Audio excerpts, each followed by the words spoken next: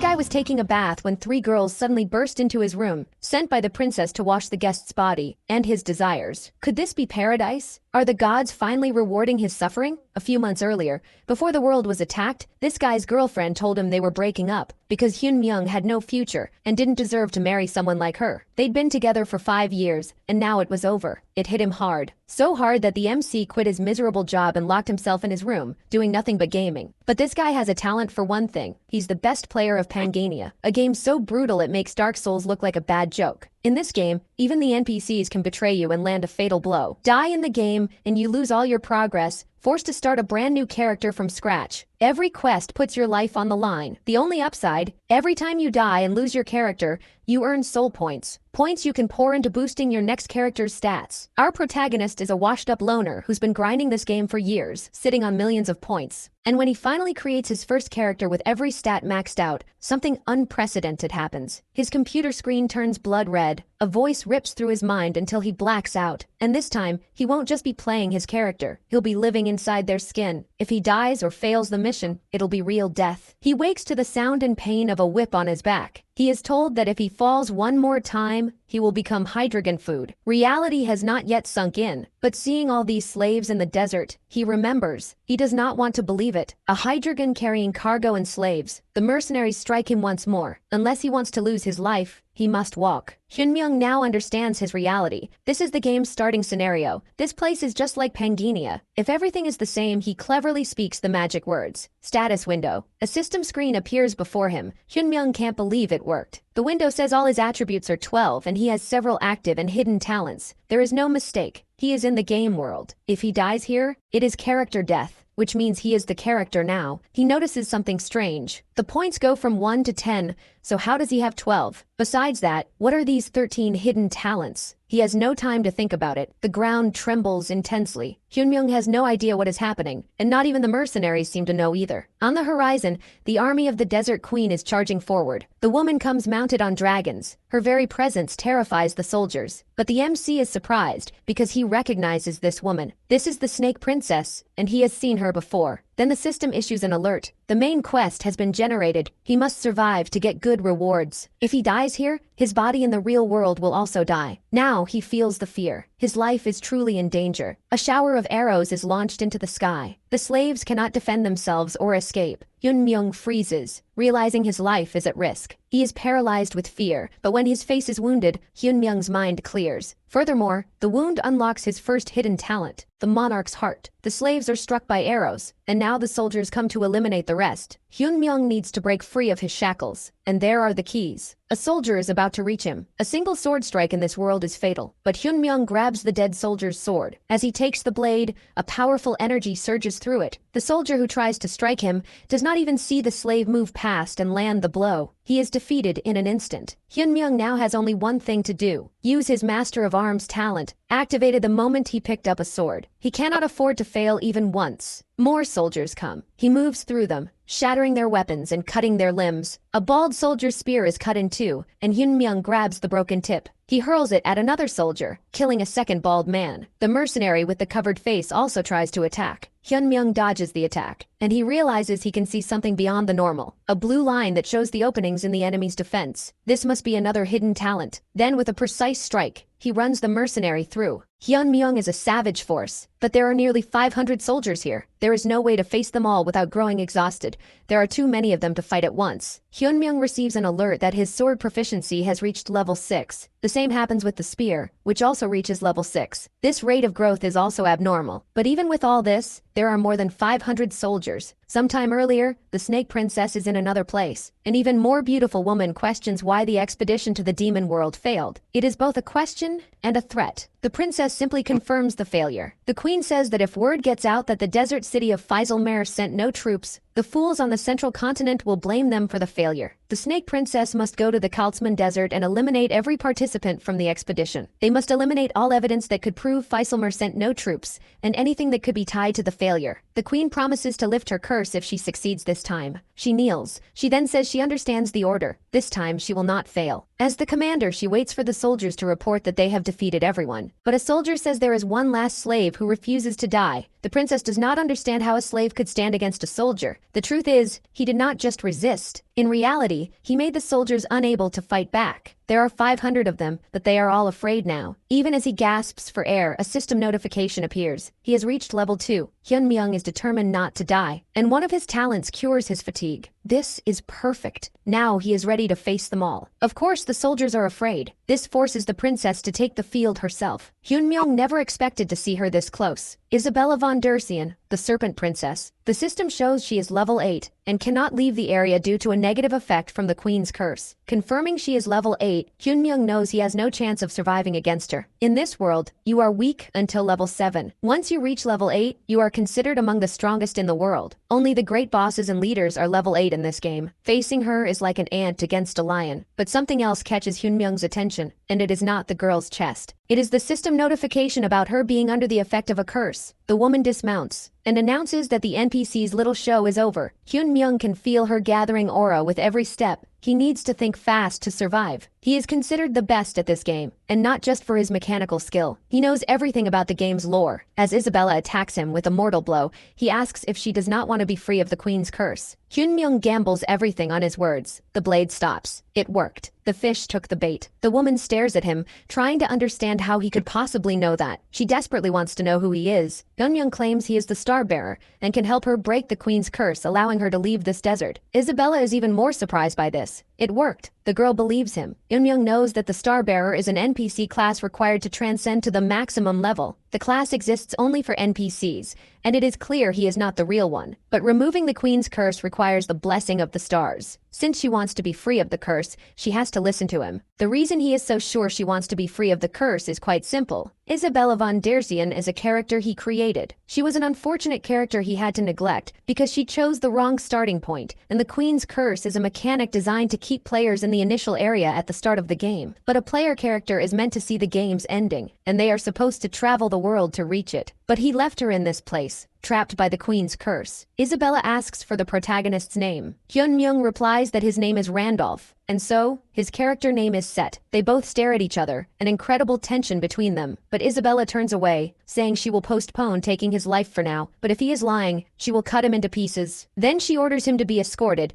as he is an honored guest and must be treated with the utmost care. The survival mission is complete. Then the system begins to calculate the results. Randolph stands up as the system announces he has broken records with a perfect result. The constellation of fortune has smiled upon him, improving his rewards, while the constellation of battle remarks that it was not bad at all. He obtains a broken piece of the golden scale, a Hydreigon soul, and Michaela's sword. Randolph collapses to the floor, thinking that he somehow survived. He opens his half-lidded eyes. He has a total of 220 points, and his results will be added to the Hall of Fame. In the castle, as night falls on that day, Randolph sits in a luxurious bathtub. He analyzes the status windows in front of him. Randolph notes that the Hydreigon soul is infamous for having dropped only once since the game's launch, and that Michaela's sword is a must-have item for the early game. But he wonders what this broken piece of the golden scale is, and what the synchronization between reality and Pangania means. Suddenly, a few maids open the door behind him. They ask if he would like them to wash him. Randolph replies that they can wash only his feet, and wonders if they are already testing him. The girls begin to rinse his feet. Randolph notices they are Isabella's chambermaids, and if he shows any reaction, they will become suspicious of him. Because the Star Bearer shows no reaction to any stimulus, he mentally tells himself to remain calm, but he holds his gaze, looking at the chest of one of the girls. Startled, he calls up his attribute window, but he notices something different this time. He wants to know what the hell this boundary between reality and Pangania is. Another window opens before him. The Hall of Fame message says he unlocked the log out function by entering the survival rankings. The girl calls out to the Star Bearer. Randolph thinks this is impossible. Gracia and I Love Mint Chocolate are two people he has played with before. He thought they had quit the game since they disappeared, but it seems they were summoned. And on top of all that, he has unlocked the log out function. He thinks he can leave this damned game. So he tells the maids to stop, as he needs to communicate with the stars. He says that if he does not communicate with them in time, he will lose his powers, and asks if the princess would like that. One of the maids is left speechless. Randolph tells them to let Isabella know he will see her when the communication is finished, and with that, the door to the room closes. Randolph remarks that thank God the excuse actually worked. He was afraid he would be trapped in this place forever. He decides he will never return to this game again. He presses the log out button. The system begins to log him out but warns that he must keep his character character in a safe place, because if he loses his life there, he will lose it in the real world as well. And with that, he successfully logs out of the game. Back in his room, noises can be heard in the distance. A fire is spreading across the city. People run, screaming for help. A monstrous mantis stands in the middle of the fire. A phone blares a disaster alert. Randolph wonders what that is. He looks at the mantises through the window. The creature screams when it sees him. Randolph falls to the floor, cursing. He wonders why there are monsters from Pangania in the real world. Something then falls from his pocket. The golden scale has come with him. All the previous events begin to flood his mind. He grabs his chair, realizing this is his room. Maybe he fell asleep after playing Pangania for so long. Of course, there's no way that could have happened. His life is not a manhwa, so it makes no sense. It must have been a dream. But then he notices a pouch and the scale in front of him. He wonders if these things have always been in his room, dreading the thought that it was all real. He puts the scale in his pocket and wonders what the game gave him. But the page does not exist, and a message tells him to contact customer support. Randolph thinks the page simply vanished while he was not looking, until voices from outside scream that there is a monster and plead for help. They are fleeing from a giant praying mantis that is causing chaos in the city. Some humans have already lost their lives. Meanwhile, police officers declare an emergency as several unidentified monsters appear. Randolph's phone buzzes with a notification. He wonders what that is. The scene repeats itself as he asks why monsters from... He wonders if the border between reality and Pangania has shattered, and what he should do in this situation. His hand touches the artifact beside him. The protagonist notices something different about it. He reasons that if monsters from the game are roaming free, then maybe items obtained in the game can too. Michaela's sword and Hydreigon's soul emerge from his bag. The protagonist wonders how to use them, since in the game he just had to double-click. He remembers the system screen from before, and then he finally realizes something. There is no way he can fight these monsters, but he uses the function to synchronize with Randolph. The golden scale fragment has 24 hours remaining. In a city ravaged by destruction, a mother runs, carrying her child in her arms. The girl asks where her daddy is and why he is not coming, but her mother replies that he will be there soon. Suddenly, rubble begins to fall toward them. The child is thrown clear of the impact. Her mother is injured beneath the rubble, telling her daughter that she is fine and that she must get away quickly. An office worker approaches, asking if they are all right. The mother says yes, but asks her to take her daughter with her. The office worker closes her eyes in sorrow, but she apologizes and promises that she will definitely protect her daughter. But the woman turns around. She sees a gigantic monster right behind her. The massive jaw closes in, and the woman wonders if this is how she will die. But just before it can, a sword slams into the ground, defeating the monster. Randolph appears beside it a moment later. He slices the praying mantis into dozens of pieces. The woman blushes. She wonders if she is really alive, and who this man is. The mantis lunges toward her. The woman screams to warn Randolph, but the creature misses its strike. The secretary wonders what that was. A 9-headed dragon is behind him. Randolph climbs to the top of the monster's head. He tells the woman to stay put. The woman is surprised by this command. She starts to stammer, wondering if she is dreaming. Yunji runs toward her mother. The secretary looks over as her father approaches. Then the woman turns back. She sees Randolph defeating a dozen mantises with ease. Monsters appear simultaneously around the world, not just in Korea, taking lives and destroying civilizations. But it is not just monsters that appear. Alongside them come warriors who can cut down monsters and are immune to bullets. Armor materializes on a man's shoulder. He tells them not to worry, that he will protect them. The world is changing rapidly, and a man comments that they are idiots for wasting their golden scale pieces. Assassin draws his scale, thinking that it is now confirmed that reality and Pangania are merging. With the arrival of chaos, everyone becomes a competitor, and those who gather the most golden scale pieces will become the main players of this era. The ranking, fixed for 2 years, finally changes, and the highest score is an absurd 220 points. He wonders if Randolph is a Spectre. Spectre, also known as Ghost, was the first person to form an NPC caravan called the Expedition to the Demon Realm, the only one to get close to the game's true ending. Even though it ended in complete failure, he is undeniably the #1 player in Pangania. Since his strongest character would be summoned after losing his life, he must have been summoned in Pangania the moment the expedition failed. Even though his appearance and equipment have reset, talents from previous characters are carried over, and that is why he knows how he achieved such a high score. Randolph snaps out of his thoughts once again. He reflects on how monsters appear in the real world, just as players are summoned and take the form of their Pangania characters. The situation is becoming clearer. With his last character, he almost reached the end of the game with the expedition to the Demon Realm. But the mercenary NPCs he hired hindered his progress, and even his friendly companions betrayed him, as the interference was beyond his expectations. But what if all those interfering variables were summoned players? just like him. Players who did not want the ending to be reached,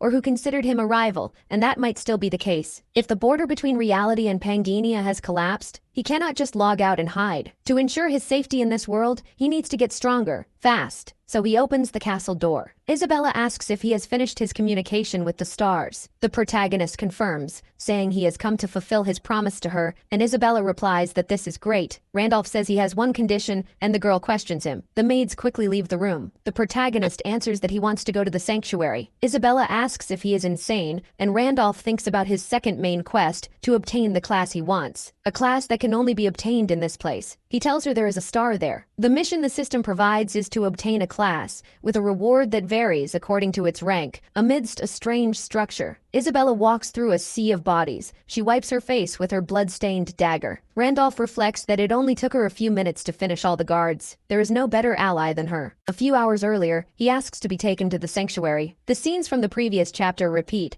Along with his lie, Isabella questions him about the star, and Randolph explains that it is hidden. To remove his curse with the blessing of the stars, he needs that star. He reflects on how he found the fourth star by chance while leveling up his previous character. Isabella shouts that no one can enter the sanctuary. If they discover she secretly brought someone there, she could lose her life. But the protagonist replies that she herself can enter. Back in the present, he reflects that if he had failed to persuade her, his own head would be rolling on the ground. Then, he announces that they have arrived, and this is the Holy Land. The system notifies him that he has entered the desert sanctuary and received the secondary quest to explore the desert, but the area is above his level. His hidden trait, Giant's Demon Resistance, is protecting him. The protagonist thinks that without it, he would not have been able to enter. He thinks that if he sends Isabella ahead and just completes the secondary quest, the rewards should be good for a level 2 beginner. But the quest is not what matters right now, because this is the place. The quest to obtain a class in the sanctuary begins. It will only end when he acquires the class. The reward varies depending on the rank of the acquired class. Randolph reflects that he can obtain that specific class from the edge of the cliff above. Isabella looks down suspiciously. Then, her gaze shifts to the sanctuary's pillars, and she smiles to herself. She turns and says they took the wrong path, but Randolph grabs her shoulder and asks where she is going. She replies that the bridge is a trap, and the chains are designed to throw off anyone who tries to cross. Randolph asks if she is afraid. This infuriates Isabella even more. She says she is called the Snake Princess. Randolph replies that he did not know she was shy. The girl says the chances of it being a trap are high, and that her leg is cramping. The protagonist tells her to get on his back. Isabella blushes and yells, asking if he wants to die. Randolph says there is no time to waste. When dawn breaks and the lifeless warriors are found, she will be a suspect for not being there. So instead of wasting time out of fear, it is better to carry her and run. Isabella closes her eyes in anger, but she holds on to the protagonist, complaining about the damned cramp. Randolph speeds up, telling her to hold on tight.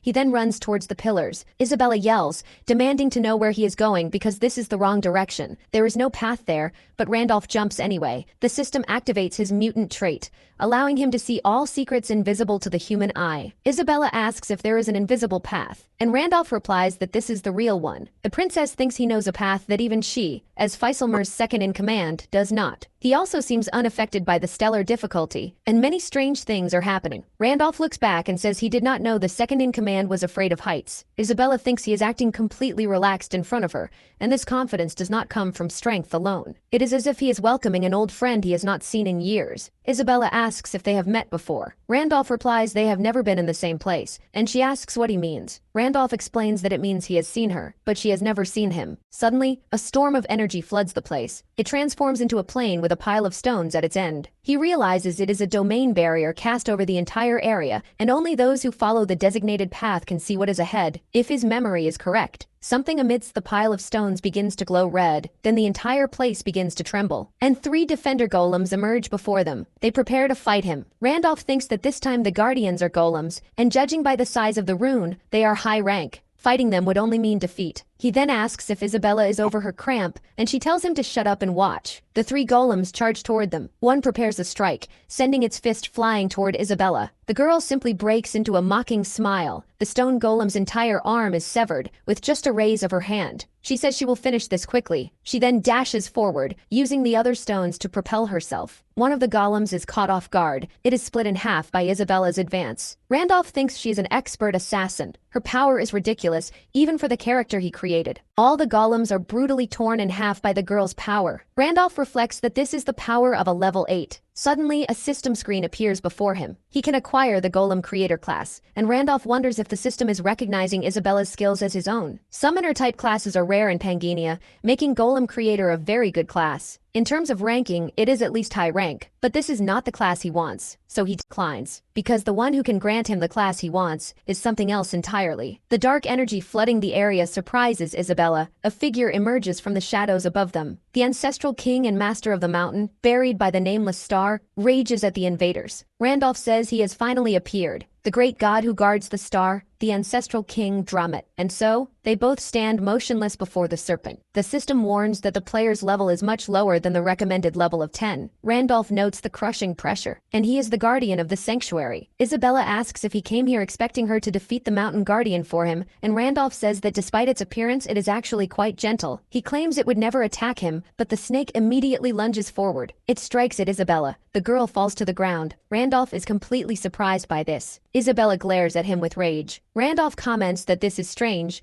because he remembers it as a friendly creature that guided people, and the girl asks if this snake looks friendly to him. Drummond tells the sanctuary's challenger to defeat him and prove her worth, but Isabella replies that she is not the one challenging the sanctuary. The snake asks if she is not the one who defeated its sentinels, and now denies her intention. Drummond swings its tail. It says that if she cannot prove herself, she will never leave here alive. Isabella dodges, repeating that she is not the challenger. She tells the Starbearer not to just stand there and to tell her what to do, while Randolph reflects that he does not remember defeating Drummond when he came through here before. Suddenly a memory floods his mind. The ancestral King Drummond is the mountain guardian who protects the star. According to its lore, it is an enchanted beast whose body grew and gained wisdom from the star's energy. He cleared this place using Wilhelm, a level 10, 5-star transcendent rank character. When he came to the sanctuary as Wilhelm, Drummond obediently guided him to the star. The reason was that he was qualified. In short, it attacks if it deems you weaker. Back then he was very strong. Now he wonders what to do, but he suddenly has a realization. Isabella continues to dodge the beast's attacks. Isabella falls to the ground. She reflects that because of the sanctuary's poison, her body is not moving right. Stepping into this place after listening to the Starbearer was a mistake, but the protagonist tells Drummond to stop. The snake's tail stops just above her head. It then pulls away. The snake turns to the protagonist. It wants to know how he knows its true name. Randolph replies that his master, Wilhelm, has returned. The snake withdraws its tail. It wants to know if he is Wilhelm. It then bursts into laughter. It comments that he is not even prepared to receive the star, and is weaker than the sentinels. It tells him to listen. Wilhelm was a powerful human, a perfect transcendental being worthy of being its master. But he failed the expedition to the demon realm, and all his stars fell. This means he met a final death. So how dare an inferior creature like him even mention his master's name? Randolph is then hit by the blast, but he tells the serpent to honor the contract they made. Drummond asks how he knows about their contract. No one should know this. His contract with Drummond says that whoever obtains the Star of the Mountain, buried by the star, will learn the true name of the Mountain Guardian and become the new master. The Mountain Guardian obeys its master's commands, and the contract's contents cannot be revealed to anyone. If they are, the one who breaks the contract will lose their life to the curse. He mentioned this because he remembered the game's story. Fortunately, the rules still apply here. As expected, this is Randolph's body, so the curse does not affect him. Drummond demands to know who he really is. Randolph says that if he wants to know, he must lead the way, as the star will prove who he is. Drummond replies that the star shows no mercy to the unqualified. He will burst into flames the moment he gets near it. Randolph replies maybe, but they will not know until they see. He asks if Drummond is afraid the star will recognize him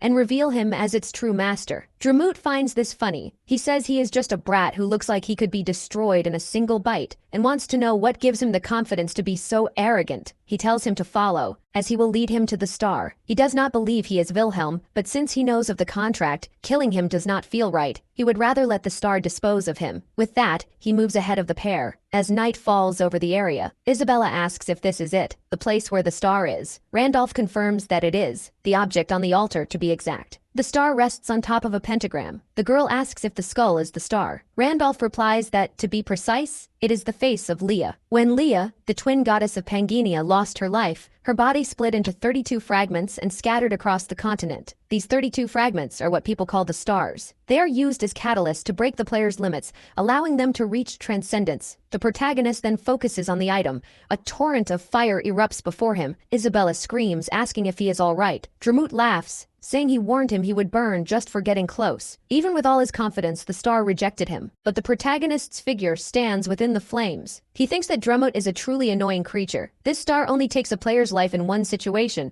when they skip Drumut using a bug. No matter how messy the process was, he still got past Drumut without any issues. The real problem is whether he can get the class he wants. If a player gets a star without a class, it grants them one. But he never even tried for one, and learned this by accident, so he calls upon the void before the star, reciting all 12 of his hidden talents, and the star speaks of him, the one who finally faces destruction. His mana is converted into stellar energy. He acquires the Starpiercer skill, and the Star's Blessing sub-skill. He also acquires the Star Effect, which adds 5 to all stats and will grant more power depending on the number of stars in his possession. Even after Transcendence, the Star Effect does not disappear. He obtains the class, Successor of the Stars. Randolph emerges completely transformed. He looks at the palm of his hand, which holds that energy. Isabella is impressed that he absorbed the star. The protagonist's hair continues to flow in the air. He calls out to the girl and asks what she wants to do once she is free from the curse. She replies that she wants to leave the desert and find the Durzian family line. Randolph replies that he will grant her the blessing to leave the desert, but on one condition. She must serve him for 1 year,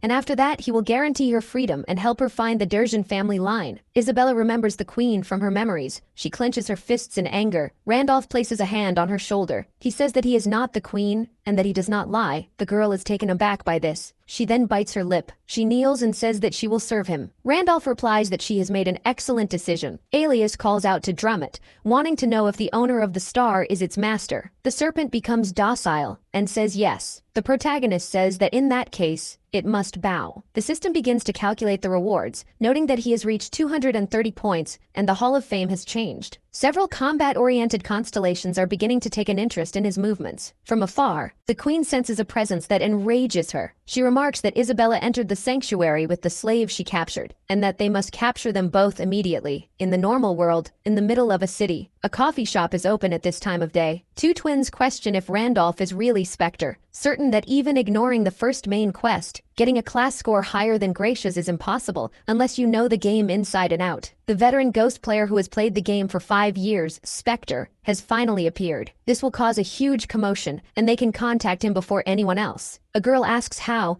since they have searched for him for 5 years but never found him. The twins say Spectre was not even a real player before, and now that he is, he must have a form. Perhaps they should fish for him, since the secret auction opened as a reward for completing the second main quest. The girl replies that he will need a lot of items if he wants to place first in the third main quest. Fishing can be done at the secret auction where players trade items, so they post a high-quality item for a low price. And then they use a twin talisman ability to place a tracking skill on the buyer. New players who do not know about this often buy a cheap item at the auction and are tracked, robbed, and even killed. The red-haired one asks if someone like Spectre would fall for that, since if he really is Spectre, he would know every talisman option in the game. The girl begins to tremble, saying no, but that maybe he will fall for it. She laughs, saying he failed but still started the great expedition. Someone that decisive is not normal, and if he sees a great item, he might just buy it. Anyway, they need to make sure they find and invite him to their guild, while the twins call the police on her for being a stalker. Back at the sanctuary later, the rankings have changed, and one person is now out of the class acquisition ranking. Their rights to the second quest will be revoked. Assassinato wonders if he has 230 points, and what kind of class could give that many. It seems he will not be able to use the secret auction for a while. Not that it matters. With a sea of bodies around him, he decides that as long as he takes the life of anyone at the top of the rankings, he can climb back up. Later, Drumut presses on with the protagonists. The system announces that the sub-quest to explore the sanctuary is complete. He is the first to clear the sanctuary, and earns the achievement for it. He also obtains the teleportation book as a reward. Randolph reflects that the journey is not as uncomfortable as he thought, and he can escape the sanctuary and finish the exploration, killing 2 birds with 1 stone. The system announces that he has leveled up. Finally, Randolph reaches level 3. It is much slower compared to normal characters since the more talents he has, the more experience he needs, and the amount required is 10 times the normal. But his stats increased more because of it, so he cannot complain. After all, that is not what matters right now. The item he gets is a reward from the main quest, 2 extremely rare items for his current level. One of the rewards is the Cloak of Shadows. Activating its effect turns the wearer invisible, so it is basically a free stealth skill. Something rushes towards them right after. Drumut senses the presence immediately. He realizes there are 2 people heading their way. They reach them in just a few leaps. Drumut warns that he has detected intruders in the sanctuary. Isabella replies that it is probably the Queen's pursuit squad, and the protagonist says they have been in the sanctuary for a long time. The girl asks what he is going to do because the queen will not come, but the squad has considerable strength. Even with the mountain guardian, she doubts he can handle all of them. The protagonist asks why they need to fight when Dramut is the guardian. Isabella realizes what he means. She leaps away, saying they were counting on him. The snake has to do its job. The two run towards the sanctuary entrance, hearing the bandits' screams, and Isabella asks if he is sure it is okay to just leave. The protagonist asks if she did not say the queen was not coming, so it will be fine. After all, there is no way the pursuit squad has arrived yet, and it is probably just an advance unit. If they stay there until the main force arrives and surrounds the sanctuary, they will not be able to escape, and those guys are after them anyway, so it is better to get out of there fast. Isabella asks if he is abandoning Dramut because he is useless, and the protagonist replies that Dramut cannot leave the sanctuary, so only they can escape. He reflects that to get out of there, they need to use the portal at the end of the desert. He removed Isabella's curse with the blessing of the stars, so she will have no problem using the portal, but the real problem was that the portal takes time to activate. Isabella says that as soon as they get past this, Randolph confirms they will be free once they are out of the desert, but the portal takes time to activate. Isabella asks how long, and the protagonist replies that it will be about 12 hours. As she can see, there is no suitable place to hide in the desert. The ideal scenario is for the pursuit squad to go straight to the sanctuary. With Dramut delaying them, they will gain some time until the squad realizes they have left. And with this time, he needs to communicate with the stars, thinking that this place is important, but he needs to check what is happening in the real world. He asks if he can trust the girl. She then draws her dagger. She says she will protect him. Randolph uses the logout function and tells her to be careful at the secret auction. The protagonist then wakes up in his bed. He thinks about how he is still not used to the feeling of returning to his true body. He then grabs the phone next to him. He notes that since there are no alerts or disaster warnings, it seems monsters have not appeared yet. The real world and Pangania are slowly merging, but there is still much he does not know. Soon there will be more monsters, and the players in the real world also worry him, since he needs to return periodically to gather information. A message appears on his phone. Kim Seoyeon asks how Hyung Nim has been, inside a restaurant. A man on the phone says he already buys her food and clothes, and Seoyeon asks if he did not claim to be rich when he hit on her, only to act like a cheapskate now. She adds that there is no reason to meet since they have nothing to talk about. She hangs up the phone, telling him she is going to meet a friend, and that he should not call her anymore. She comments that he was an annoying idiot. Even though Hyun Myung was pathetic, at least he listened to her, so she should have stayed with him longer. But she dismisses the thought, since she would not have broken up with him if he had more money. Just then, Hyun Myung calls out to her. The girl says he is early and that she thought she would have to wait,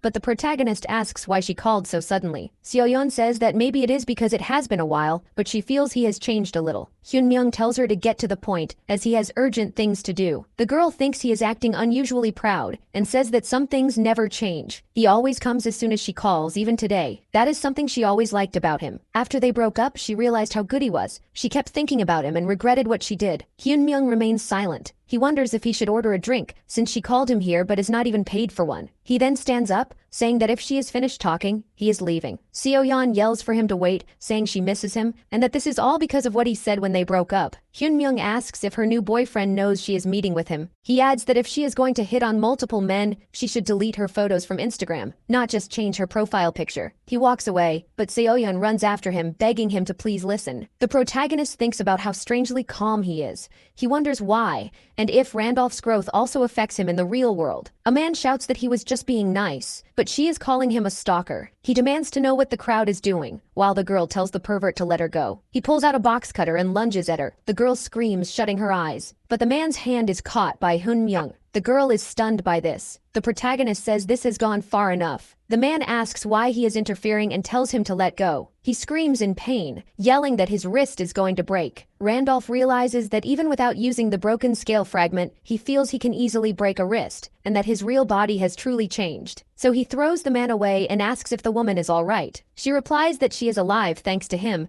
and does not know how to thank him, but the protagonist analyzes her, and the girl questions why he is looking at her that way. Hyun Myung thinks that he was wondering why she looked familiar, and realizes she is that woman from before, but he turns away, saying she looks like someone he knows. The man tries to attack the protagonist from behind, but Hyun Myung dodges with extreme ease. He moves his hand toward the man's head and smashes him into the ground. The woman is surprised by this. Meanwhile, the protagonist restrains the pervert. Later, the police officers take him to their car. They inform Hyun Myung that he will need to go with them to the station. The woman says he was trying to help, and that she was the one who reported the stalker, but the police say it was still an act of violence. Hyun-myung says he does not have time for this. The police say they cannot disobey the law, but the girl says that if he is a witness and gets dragged into trouble, they must take responsibility. She introduces herself as Kim Hana, a reporter for the CK network, and says that instead of tormenting an innocent person, they should speak with the real victim. She asks if they want this case to go public, as the police officers whisper among themselves. People in the crowd comment that she is very famous for saving the child on the day of the incident. The police officer says that the victim must accompany them. Hana thanks the protagonist for his help. She hands him her card, explaining she is a reporter dedicated to covering dimensional warriors. They are the people who appeared on the same day as the monsters, so that is what people call them. Hyun-myung wonders if she is talking about the players, thinking an interdimensional attack is easier to believe than a game becoming real. Seoyeon runs up, asking if Hyun-myung is alright. She holds his arm, wanting to know if he was hurt, but Hana asks if she is his girlfriend. Hyun-myung pulls away, saying she is not,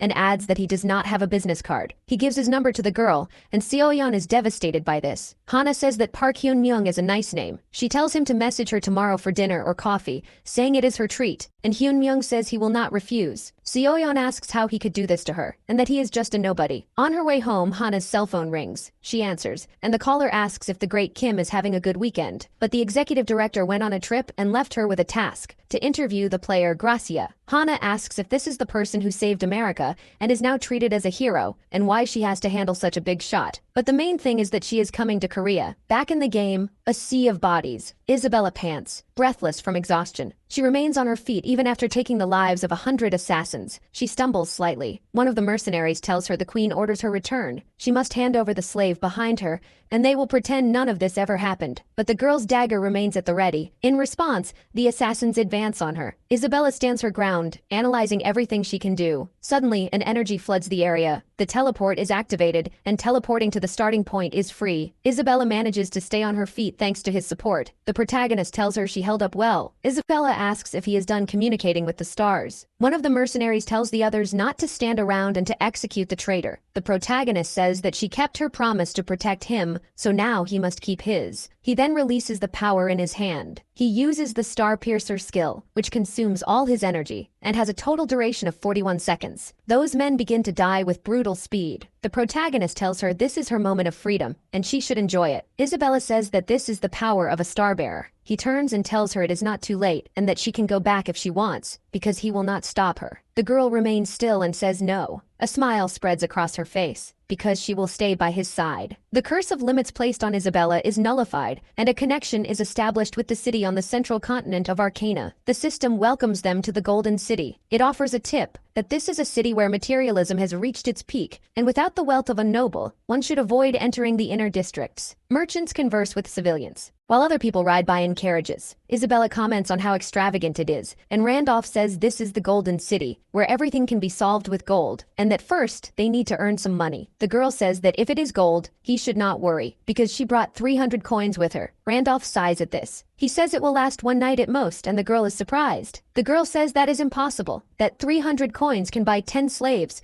which is 10 times more than the price of a cleric. Randolph replies that prices here are different from the Kaltzman Desert. He then asks why he was even worried, since there is money scattered everywhere, and Isabella asks what he means. The protagonist points to a casino. The girl is surprised by his attitude, while the protagonist stands there in front of it. He tells her to relax, because he is very lucky, and so, the hidden trait Blessing of Gold is activated. The Golden City of Arcana is also known as the City of Pleasures. In Pangania, every minor city operates as an independent monarchy, and here, there is only one law. Only money decides everything, and the place where all the city's wealth is gathered is the Hudson Casino. A security guard apologizes to the gentleman. He says that anyone with a deposit of less than 10,000 gold cannot enter. Isabella asks why he did not mention the deposit, as they only have 100 gold left after bathing and buying clothes, but Randolph says they never had money to begin with. The security guard replies that if they do not make the deposit, they must leave, as they are disturbing other customers. Randolph says he has no gold, but he can offer collateral. He shows the Fairy Queen's tear in his hand. The security guard says that in that case they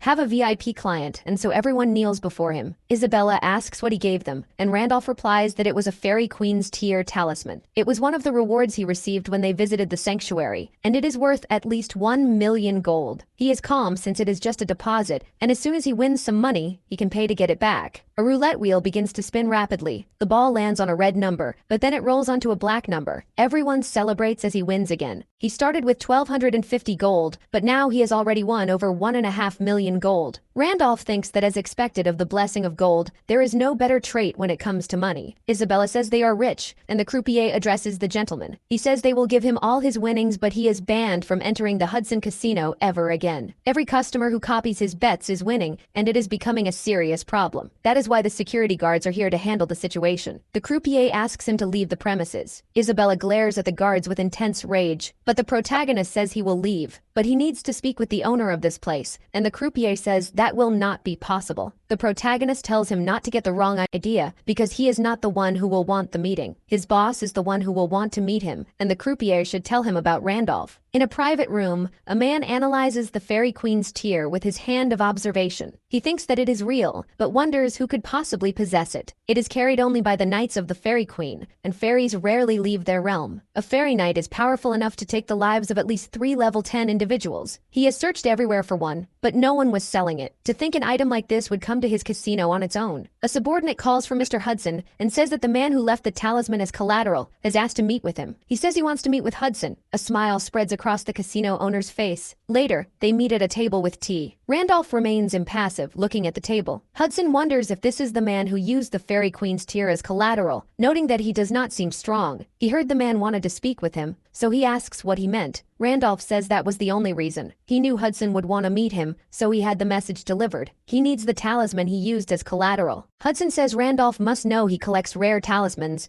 and that he was about to call him to negotiate its purchase. The protagonist says he will not refuse a good offer, and the man replies that this is great, and that he will now discuss the price. He offers a total of 2 million gold, which he considers a generous offer. Isabella questions this with astonishment, but the protagonist replies that he wants 20 million. Hudson says that is enough to buy a mansion in downtown Arcana, and no matter how rare a talisman is, it can only be used to reforge weapons. Even he cannot pay that price for a mere hobby item. Randolph replies that this only applies if it is a hobby item, but the Fairy Queen's tear is not a talisman to him. It is something he needs to enter the city council. The minimum qualification to enter the council is reaching level 10, but one must reach that level through their own strength. For a non-combatant like him, this is impossible. That is why he needs the fairy's tear. With it, he can use high-level equipment to compensate for his lack of combat attributes. And the reason a merchant who is just a casino owner wants to join the city council is to be recognized by the family of his fiancée, Serengeti. Randolph remembers the past, and that name. The only daughter of Marquis Weiser of the Balran Kingdom. Known as the White Knight, she led 500 knights during the expedition to the Demon Kingdom. She sacrificed both her legs against the Demon King to save his life, and she was his right hand. Back then, he thought of her actions as nothing more than a dramatic event, because before coming to this world, Pangania was just a game. However, after Wilhelm came here, and as soon as he realized that NPCs can be players, he remembers Serengeti's words where she said that if she does not return from the expedition, he must deliver this for her. Serengeti's necklace has been obtained. The protagonist wonders what that was. A precious necklace contains a picture of Serengeti and one of her fiancé Hudson. The protagonist wonders if this is part of the original content. In fact, she did not have a fiancé. Someone interfered with the character's preset, and the reason the game accepted it so naturally was because Hudson was a player like him, someone who assimilated into this world. Hudson then says he never told anyone about this, and wants to know how he found out. Randolph thinks that Hudson must have arrived in this world long before him, and that he needs to extract as much information as possible about this world and other players. So he raises his hand, saying he did not find out, but rather heard it. The stars told him. Hudson questions if he is claiming to be a stellar bearer. Randolph replies that he does not expect him to believe it, but he can give him whatever he wants, not just money. He must only accept one simple condition. Hudson asks what it is, and the protagonist tells him to tell his life story to the stars. He will decide whether to help or not after listening. However, he can only tell the truth, as the stars only favor the truth. Hudson holds his leg, questioning the request for his life story. Randolph reflects that it is a difficult decision. A stellar bearer is not someone normally found among NPCs,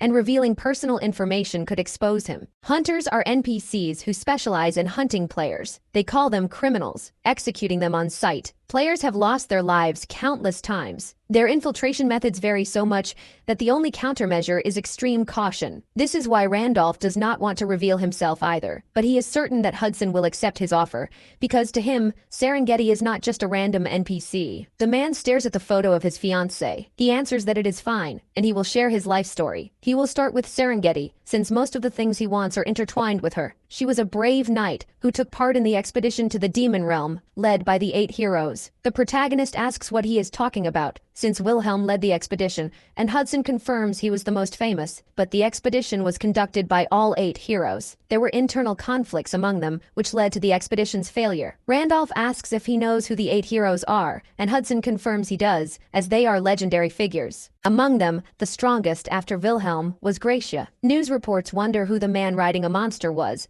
with the story being reported by Kim Hana. The secretary informs him that she has arranged Gracia's interview with reporter Hana, and he thanks her. His secretary asks if it is really necessary to go to Korea, as the government wants him to stay in the US in case of attacks. Gracia says no, he really has to go because he has a feeling that this man might be the friend he has been looking for. Randolph sits at the table, listening intently to the story. Back in Seoul, Korea, Randolph eats, feeling a bit nauseous. Hana asks if he does not like the meat, and he replies that something happened yesterday, and he is just tired. He thinks about how Hudson cried all night, but he still got the information on the heroes, which meant staying in the game the entire night. Randolph asks if this place is not expensive, because he does not know if it is right to eat for free. Hana replies that he got rid of her stalker last time, and honestly, this is not even close to enough. But something suddenly catches her attention. She asks if that woman back there is not the one who was with him before, and that she keeps looking over here. Randolph thinks it is a real coincidence, and the guy she is with looks like the one from Kim Seo-yeon's social media. He wonders if his name is Jung Jin-woo. Hana says that if he is uncomfortable, they can move to another table. Randolph replies that it is fine and she does not need to worry about her, since they really do not have any kind of relationship. But a voice calls out for Park Hyun-myung, wanting to know why he followed Seo-yeon here. He not only kept bothering her after they broke up, now he is even stalking her. Randolph then asks about it, and Jin-woo says yes. He heard that last time he cried and begged Seo-yeon to go to the coffee shop with him, and Randolph is confused. But then he understands what happened. He looks at Seo-yeon, who is smiling. Jin-woo says that if he keeps following Seo-yeon, he will kill him. Hana shouts that she has been quiet, but the more she listens, the more ridiculous it gets. And Jin-woo asks if she is one of his rental girlfriends. Everyone starts to look at the fight, with Jin-woo insulting the girl and Hana defending herself. But Jin-woo throws money in her face, asking if it is not enough. He then asks why the 2 filthy people do not go somewhere else. But Hana slaps him across the face, calling him a fucking asshole. Jin-woo says she hit first. He tells her to watch her teeth, preparing to strike. The blow closes in on the girl, but he trips and falls to the ground. The protagonist says that's enough, and that Jin-woo doesn't look so innocent himself. Jin-woo turns to him, irritated, but Randolph's hand is already on his face, slamming his head into the floor and repeating that's enough. Jin-woo wonders what is happening, and why this guy is so strong. Seo-yeon yells that he is embarrassing her and tells him to get up. Randolph suggests they end the conversation right there. He says Jin-woo started the fight, and should make this easier for everyone. While Jin-woo thinks this bastard is humiliating him, but he messed with the wrong person, so he pulls a scale from his pocket. It suddenly begins to glow, illuminating the entire room and surprising the protagonist. Randolph asks what this light is. The people around them are also surprised, shouting that he is a dimensional warrior and that he actually transformed. Jin-woo then throws him to the ground and tells him to try talking now, making the protagonist land hard on his back. Hana screams the protagonist's name. Randolph reflects that he never imagined Jin-woo was a player, but he wonders why he doesn't seem to care. He definitely saw the transformation, but the attack didn't hurt at all. His great sage trait activates. Jin-woo says he only let his guard down for a second, and Randolph dared to make him look like a fool. Randolph thinks that he only has 1 class and has only reached level 4, and on the Pangenia scale each level requires a greater amount of XP. Additionally, more experience is required depending on how many talents a player possesses, so they become stronger but level up more slowly. And of course, Jung Jin-woo is one of those with little talent, and the reason his level is so low is simple. He has never fought. He is a beginner player who has been running non-stop from day 1 until now. After a few lucky breaks, he survived the main quest, and with another incredible stroke of luck, he obtained what is considered a good class. And as a reward for achieving a high rank, he became able to log out. Randolph can tell without even looking. Not everyone starts out with his kind of abilities. Seo-yeon says that's enough and they should leave because people are watching. But Jin-woo replies that he is no longer in the mood. He turns and tells Randolph he only survived because of Seo-yeon, and that he should never come near her again. The protagonist thinks that Jin-woo is showing everyone he is a player, wasting the golden scale's power as if it were nothing. Hana asks if he is okay,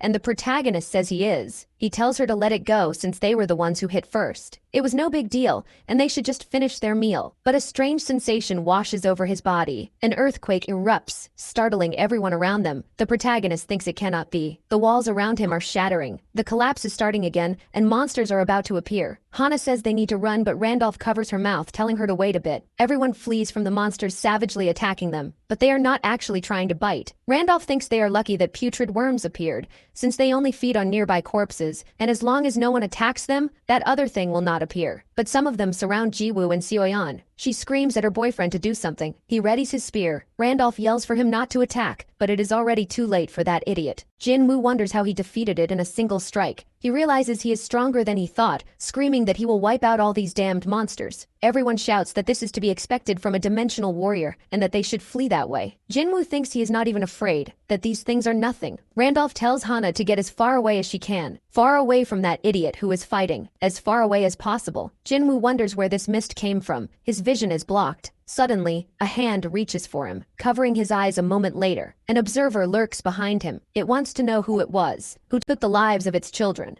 An elite monster, the putrid Maba, appears. The recommended party is 20 people at level 6. The monster orders him to kill them all. And just like that, Jinwoo is possessed by the creature. One of the men on the ground coughs, wondering what that was. He cannot see anything through the mist, but Jinwoo is already on his tail. He then points the spear at him. He thrusts the spear, telling him to go to hell. Due to the effect of the putrid worm blood, he sees the man as a monster. The spear closes in on the man, who wonders what is happening. Blood sprays across the ground, but it was Randolph, who blocked the attack by severing his arm. Jinwoo looks to the side, panicking. Randolph says he did not want to get involved, but that he has gone too far. He orders him to come and face him, right now. The putrid worms begin to stir. They envelop Jinwoo in a cocoon while laughing. A creature bursts out screaming that this is not bad at all. The putrid mamba says there is a human who looks delicious. The protagonist simply stares at the creature. Elsewhere, Hana screams for Hyun Myung, asking where he is. She sees nothing in the fog before her. She calls out his name one last time. Randolph charges at the creature, destroying everything in his path. He dodges the blows, thinking that while the fog let him transform unseen, it does not guarantee an easy victory. If he did not know its attack patterns, he would already be torn to shreds. The Mamba says it is strange, as his physical abilities are not impressive, yet he is dodging everything. He moves as if he already knows its attacks. Randolph moves his sword into a thrust, but the monster says it is useless. But Randolph slices through all of its tentacles. He thinks that the putrid Mamba's next attack is coming right as he turns. An explosion of blood erupts before him. Randolph then grabs a table. He uses it to shield himself from the blast, thinking that if it touches him, he gets a debuff. The table blocks all the blood, but the protagonist smashes it to pieces immediately after, and keeps advancing, breathing heavily. The Mamba says it did not expect him to dodge even that. He has an impressive evasion skill. However, in the end his attacks cannot reach it, so his evasion does not matter. Randolph tells it to relax, because he will soon put a sword through its forehead, and so he summons the talisman of the Fairy Queen's tear. He equips the boots of Hermes. He is below the requirements, but the tear allows him to use them. He also equips Michaela's armor and helmet, and now he can use the Michaela set ability, Celestial Dragonoid, and the agility from the boots of Hermes. The protagonist thinks it was a good thing he bought this at the secret auction,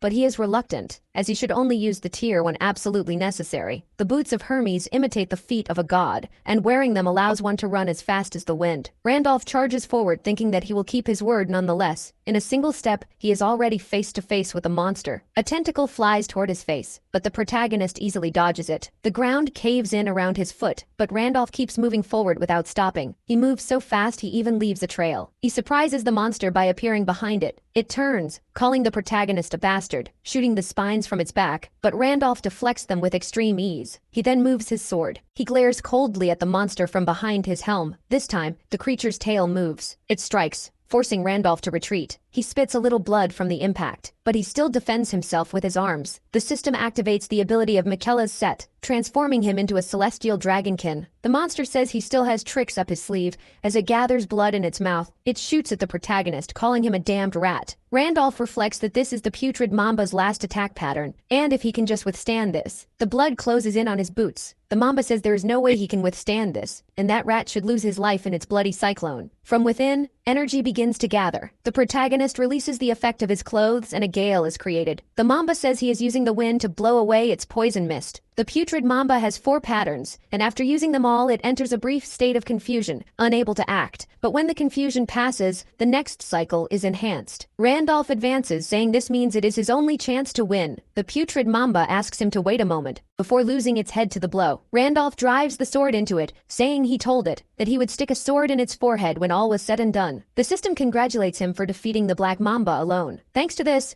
his golden scale now has a remaining time of almost 43 hours. Everyone shouts that the mist is finally disappearing. The darkness recedes for a moment, and the protagonist obtains a lucky die as his synchronization reaches 9.1%. Hana wonders if it is over and what just happened. She sees Randolph in the mist, wearing a hood. He covers his face right after. The girl recognizes him as the man from before. She excuses herself and says he is the one who saved her last time and that he must remember her. Hyun-myung thinks that she is safe as the cloak's effect activates. Hana asks to speak with him for just a moment, but the protagonist vanishes. She is surprised by this. She sees the wreckage on the ground. Suddenly, the protagonist approaches. He calls for Hana, and the girl turns around. The protagonist says he finally found her and got separated because of all the chaos. He asks if she is hurt, but Hana says she is fine. She notices something different about the protagonist. His finger is bleeding as he says he never thought things would end up like this. Hana asks if he is hurt. The protagonist says it seems monster blood splattered on him and thinks he did not even notice it. The girl comments that his clothes are fine, but his nails are caked with blood. She remembers he was also extremely calm when the monsters appeared and that he must know what they were. The protagonist does not know how to answer, but he says things got so chaotic that he just said what came to mind. Hana thinks he is very suspicious, acting as if this is nothing and appearing right after the man who saved her disappeared. The next day arrives. News reports say that a few days after the first invasion,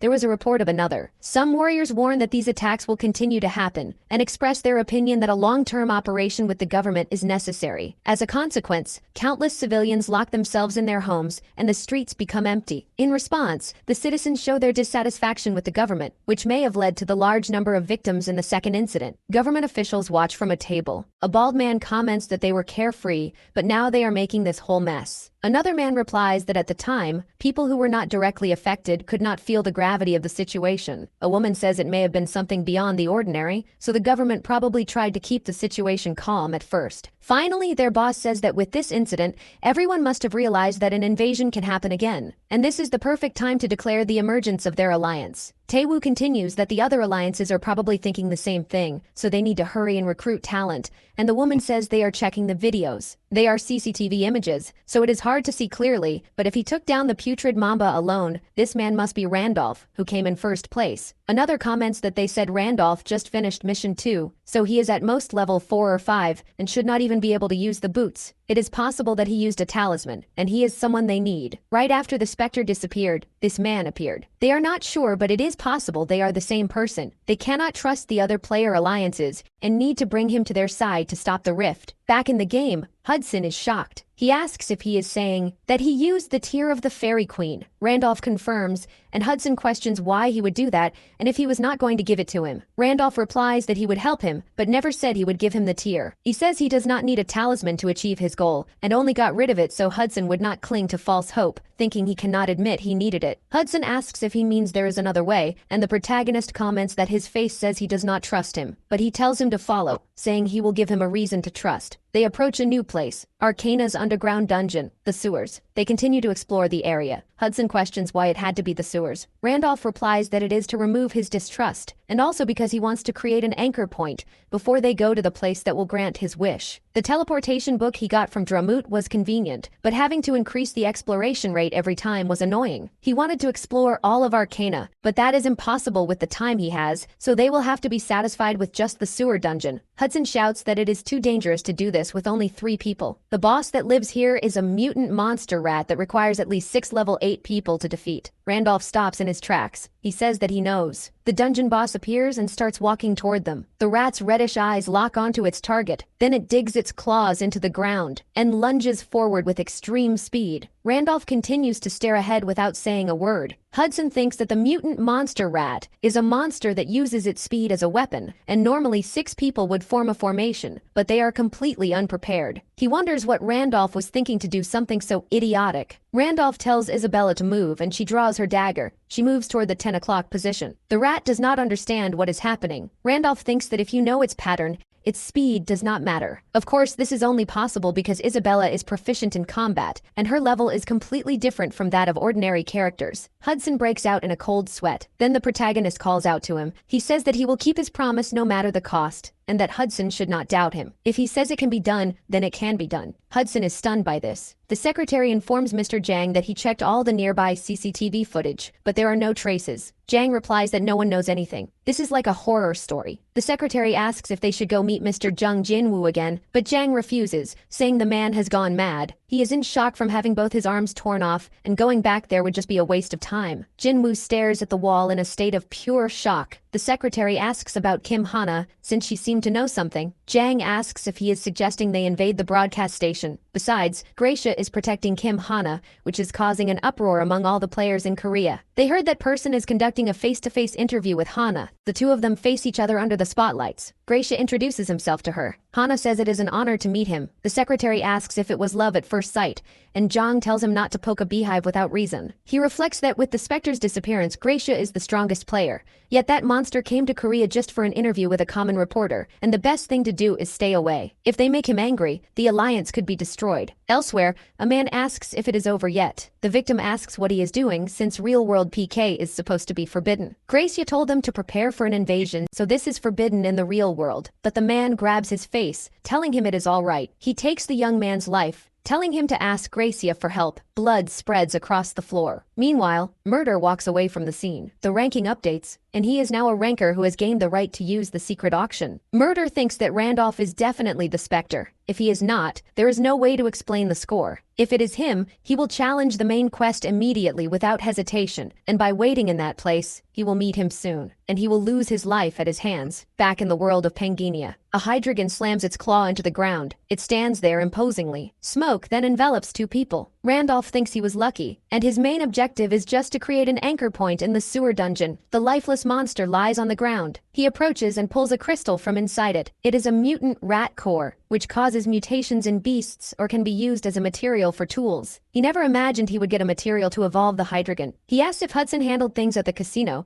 and he confirms that he took care of everything. It is a shame to give up the casino, but there is no choice if they will be away for a long time, and if it is to marry Serengeti, it is not even worth the worry. Besides, the people there would never leave the casino in peace without him, so he decided to trust and follow the Starbearer. Above all, it was impressive when the woman named Isabella took the rat's life alone. But it was thanks to his actions, a man who acts as if he can see through everything. There is no doubt he is an extraordinary man, and if he misses this chance, he does not know when he will get another opportunity like it. A smile spreads across Randolph's face as he asks if that is really so. So he will no longer worry about money, thinking he made a great decision and can now focus only on reaching level 10 as they walk. Hudson asks where they are going, saying he does not remember being told. They are going to the masterpiece that will grant his wish. He thinks of the masterpiece that will grant Hudson's wish, and the place where the third quest begins, the Tower of Spirits. In the midst of a vast forest, the protagonist and his group begin to explore the area. Hudson says that to his untrained eyes, it looks just like a normal forest. Randolph immediately denies this. He says this is the entrance to the Tower of Spirits, the Basrock forest where the spirit tree grows. A spirit tree is where spirits are born, and it opens the path to that realm. Entering this path at dusk is the only way to get to the Tower of Spirits. However, he places his hand on the tree. He notices it has been dead for a long time. Not just the tree, but the entire forest is lifeless, and it has been a long time since a new spirit was born here. It is not a good method, but he has no choice, so he draws his sword. Hudson asks what he is trying to do. The protagonist then readies his hand. He moves toward the tree with a spin. The other two in his group are surprised by this, but the tree is cut in half. A storm of wind begins to rush through the forest. Hudson asks if it is all right to cut the tree like that, but a light rises high above them all. The protagonist then moves his hand. He fires a projectile toward the light. Isabella draws her dagger. She defends Hudson from an attack, but her hand is wounded in the process. A man says he did not imagine she would block it, and that it is quite interesting. The level 9 High Dryad calls her a human woman. Hudson says there is no way that is a High Dryad. The Dryad says he thought they were just lost travelers and was going to show them mercy by letting them pass, but they dared to cut down the spirit tree. So it seems that humans have lost their fear. Isabella reports there are at least 50 of them. If they all attack at once, they will not stand a chance, and in the worst case scenario, she must ensure the Starbearer escapes. Randolph tells him not to be angry with someone else when he is the one who cut the tree. If he had not done that, they would not have appeared, and the Dryad says he is insane. Randolph tells him to come down as he wants to talk, but the Dryad refuses and fires an arrow at him. The protagonist asks if he wants to just sit there while the forest dies. That Dryad is completely surprised.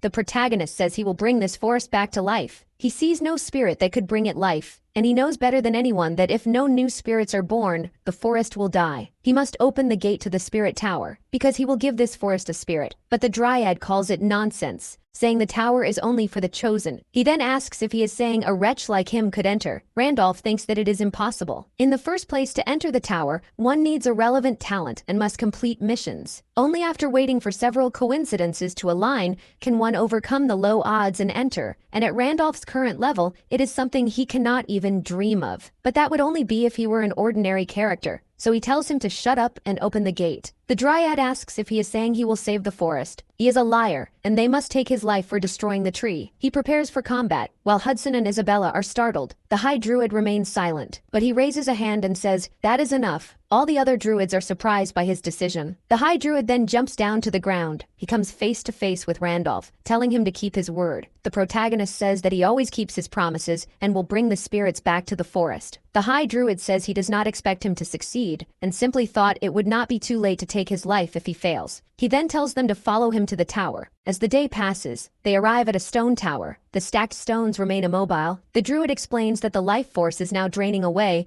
and the only way to open the path to the tower is by using the remains of an idle spirit. He tells him to keep in mind that if he fails, he will immediately become fertilizer, and Randolph asks what happens if he succeeds. The druid says he will give a fitting reward for his achievement. The side quest to bring the spirits back to the forest activates. The druid tells him to prepare himself starting now. He is going to open the portal. A massive light envelops the area and engulfs the party. Hudson covers his face with a hand, but he keeps his eyes open. The system says access has been granted only to those who are permitted, and so, they all stand within the space. Hudson asks where they are. He asks if they are in the spirit tower, but Randolph denies it, explaining this is the inside of the portal, and they can only enter the tower with permission. Hudson asks whose permission, but then he notices something in front of him, seeing a spirit standing there. Hudson asks if he should capture the spirit because it is kind of cute, but Randolph tells him not to. He then notices something about it. The spirit says nothing as it analyzes him, but it remarks that it senses a druid's aura and must permit him to ascend the tower. It asks if those are companions he can entrust with his life and his back. It will allow them to enter the tower with him, however. The path will only be revealed once each of them passes through the tower's gates. Isabella says she will be right back. Hudson says his body is disappearing. The spirit explains that time in the tower flows differently than in reality, so they can climb it without worry, and it wishes him good luck. The third main mission is to climb the tower,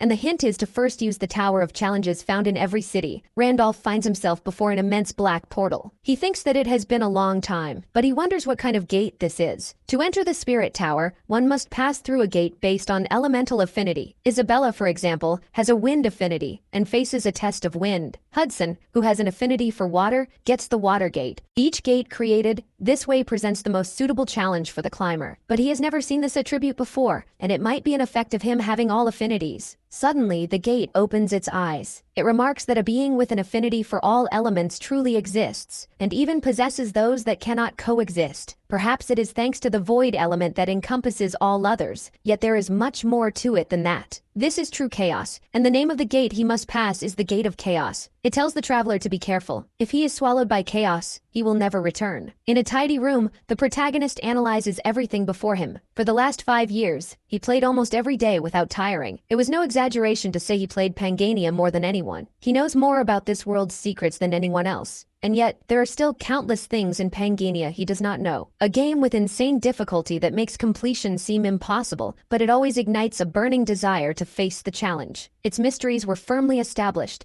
and that is why he loves this game. He wonders if this is the first time the gate has ever been opened. He will be the first to complete it, drawing his sword. A white-haired figure stands before him. It only turns its head slightly, revealing himself to be Wilhelm. The protagonist wonders why the character he created is appearing as a challenge. Wilhelm's blade closes in on his neck, but the protagonist narrowly dodges. He thinks that regardless of why he is here, this means he has to fight this guy, the one who used to be number one. The protagonist's sword flies from his hand as he tries to strike. He thinks this was designed to be unbeatable. Wilhelm prepares his counterattack. He finishes the protagonist, who thinks this is an insane game. His sword plunges into the ground. Randolph manages to survive by activating Mikkola's armor. He thinks that the sword failed to cut clean through his arm. This means its attack power is on the same level as his defense. He looks like Wilhelm, but his stats are close to Randolph's, if it only copied his appearance. So the protagonist activates Gale, thinking there is no reason to be afraid. Wilhelm slams hard into the nearest wall. He gets up once more with no apparent injuries, but he stares coldly forward. He sees Randolph advancing, sword ready to thrust. Wilhelm begins to walk forward. He lands a kick as he dodges the thrust. His head is knocked to the side. He asks if he came to reclaim his past glory. Randolph is surprised by this. Wilhelm advances with his sword, asking if that is even possible. The protagonist moves his hand. He grabs his hair and asks what the hell he is talking about. He then moves his head with his own strength and separates his head from his body with the sword. Wilhelm goes lifeless immediately after. His head rolls across the floor. The protagonist pulls out a health potion. He recovers from the damage quickly. Another drop falls from his mouth. He says it is a good thing he bought some potions with the money from the Hudson Casino, but several clones of Wilhelm begin to form around him. The protagonist says he would be regretting it immensely if he had not brought them back in the real world. Inside a building, Hana announces that they will end the interview there. She says it must have been very tiring for him to come all this way, and she thanks Mr. Gracia for his time. He says it is no problem, and now that the interview is over and they are not recording, he has a personal question. Hana asks about it, and Gracia says it is simple. The man mentioned in the article she wrote. She must tell him everything she knows about that man and what she saw in detail. Back in the game world, several Wilhelms lie scattered on the floor. Randolph remains standing, his Gale active. He stands firm with his sword in hand, but he is breathing heavily. He wonders how much time has passed, having fought at least 100 of them. The good part is that they are no longer being summoned, and since he cannot see anything above, this is probably the last floor. He is out of potions, and it would be good if a clear message appeared. One of Wilhelm's bodies begins to vanish from the floor. This surprises Randolph immediately. The shadows on the floor form a smile. It asks if the chaos failed, and says they have taken a liking to him, as they never imagined he would get this far. Randolph addresses the spirit of chaos, saying that its appearance must mean he has cleared the tower. The spirit forms a smile, questioning this, but it bursts into hysterical laughter. It says that this is ridiculous, and that it thought someone like him could actually clear the tower. The challenge has not even begun. Beyond that barrier is where the real challenge begins. He is already exhausted just from clearing this part, and it asks if he really thinks he can finish. This place was never meant to be a challenge that could be cleared. Beyond this point, hundreds or thousands of the illusions he fought are waiting for him. He should just give up, because he will not clear the tower. But even the spirit is surprised. Randolph walks forward without a care, and the spirits begin to beg for contracts. They say that way he will gain tens of thousands of benefits. The Tower of Spirits gives a reward based on the challenge entered. Clearing the fire trial grants a fire spirit. The wind trial grants a spirit of the same type, and upon hatching they can form a contract. The challenge he entered was the chaos trial,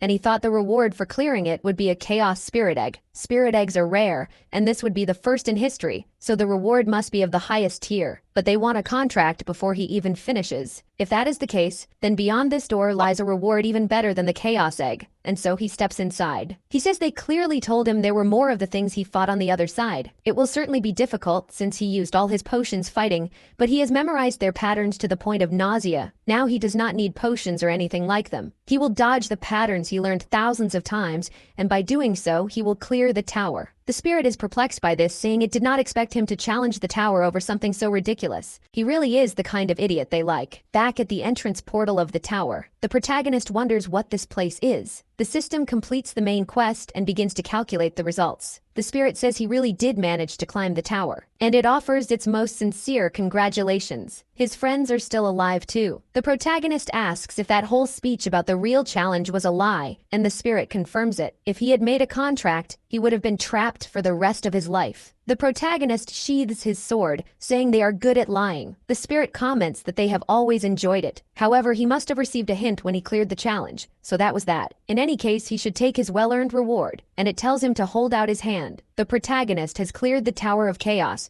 and will now receive the rewards for this achievement. Randolph thinks that if it ends just like this with nothing hidden, then the reward must be a Chaos Spirit Egg. He obtains the egg, which begins to interfere with everything, surprising even the protagonist himself. That mass of darkness has a hidden celestial trait. Feathers then begin to envelop the egg. The system's text becomes garbled because of it, changing to show he has obtained a celestial spirit egg. Randolph looks down in surprise, wondering what that was. It is said that the unknown egg fell from the celestial realm and lies at the end of the light of darkness and chaos. Randolph thinks celestial refers to the celestial race that lives in the celestial realm, and finding this egg is proof that he is one of them. He wonders if it is connected to his hidden trait, and perhaps it is not just a coincidence in name but a true characteristic. He asks if the spirit knows, but it denies it. However, even the spirit kings are showing interest. The spirit kings are some of the strongest beings in existence and the main mediators that make up Pangania. If even they show interest, it means the egg has enormous value. He is curious to know what kind of egg it is, but there is no way to find out now. He will have to hatch it later to discover the truth. The system says it was an incomparable feat that no one has achieved before,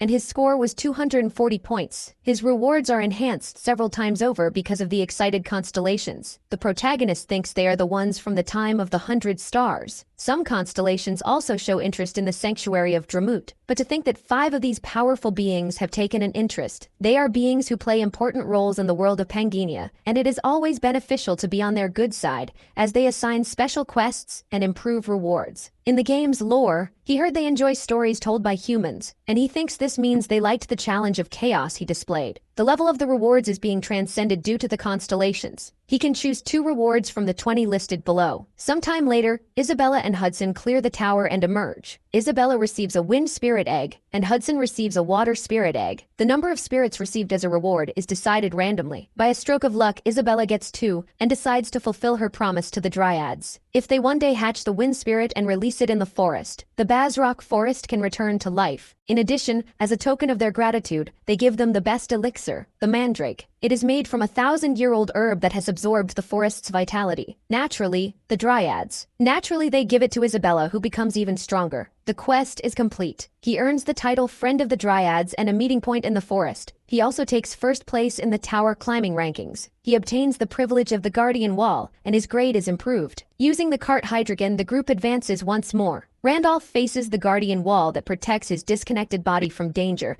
and a notification appears. The protagonist thinks it is a great relief. When he enters Pangania, it protects Park Hyun-myung in reality. When he returns to reality, it protects Randolph. Now there are 72 hours left for the broken fragment of the golden scale. Thinking about the future, the more time he has, the better. Hudson calls out to the Starbearer. He thanks him, saying he never expected to get a spirit egg. He wants to hatch it as soon as possible, since it should be able to solve his problem. Randolph replies that the path from 9 to 10 is difficult alone, but if he borrows the power of a spirit, it should be possible. He suggests they stop by a place first, and Hudson agrees, saying he will always follow him. Randolph thanks him. Now, in another city, Hudson says that the one thing he needed was in this cursed place, and he screams hysterically. Isabella is confused, and Randolph tells him to be quiet. The girl asks where they are going to make him act this way, and the protagonist says it is the territory of Marquis Visor. It is where Hudson's fiancée lives. Hudson asks why they are here, since he is not yet qualified to ask for Serengeti's hand in marriage, but Randolph says he is not telling him to do it today. They are here because he has something to ask Serengeti in person. Along the way, windows are broken. An alley is filled with beggars. On the other side, people are praying to a large stone monument in the middle of it all. Isabella says it looks like they are in the middle of a funeral. She asks if he knows any of the names, but Randolph says no, but he knows why they ended up this way. He thinks about how the 500 names engraved on the tombstone all belong to the knights who followed him on the great expedition. He never found it strange not knowing their names, and never even tried to remember. They were not important named NPCs. Even though they fought for him, it was all under the pretext that they were just part of the game. A woman falls to the ground, cursing Wilhelm and demanding he return her son. He said he would come back and that she did not need to worry. Randolph approaches her,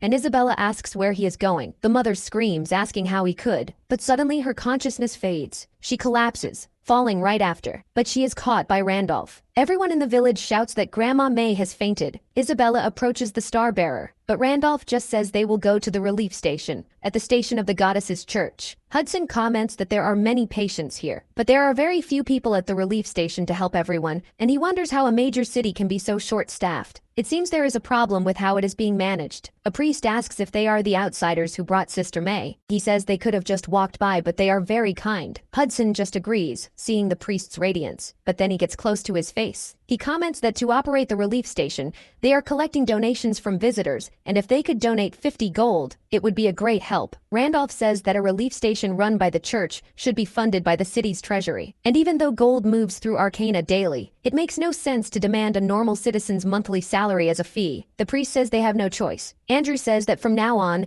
they will accept donations to operate the relief shelter. Randolph says that the priest is not that kind of person. Andrew is a high-ranking priest of the Church of the Goddesses who serves the twins Leah and Pina. He is an NPC who gives honor quests, a factor in class creation, and he is devout, wise, and upright. And that same Andrew is secretly accepting personal donations. The poorly maintained buildings he saw on the way there, the vagrants on the streets, and even this unmanaged relief post are all strange because this city is supposed to be rich. He wonders what the hell happened in this city. A table is filled with the highest quality drinks. A secretary tries to stop him, saying that his lord has drunk too much, but he throws the bottle toward the butler. He orders him to shut his mouth now. Marquis Weiser orders him to bring more alcohol. Randolph assesses the situation for a moment. He says he needs to speak with the priest in person, and the man is surprised. The man says a lot of people are waiting to be treated by the priest, but Randolph calls for Hudson, who then pulls out a bag of gold. He says it is a donation of 50,000 gold. He says he will double it if they can see him now. The man's eyes light up at the money. He shouts that he will escort the brother right away. In a room filled with books, Andrew introduces himself to the protagonists. He asks them to sit down to talk, and Randolph agrees. The priest says he heard about him making a generous donation to his relief post. Randolph says he heard they charge 50 gold for a donation,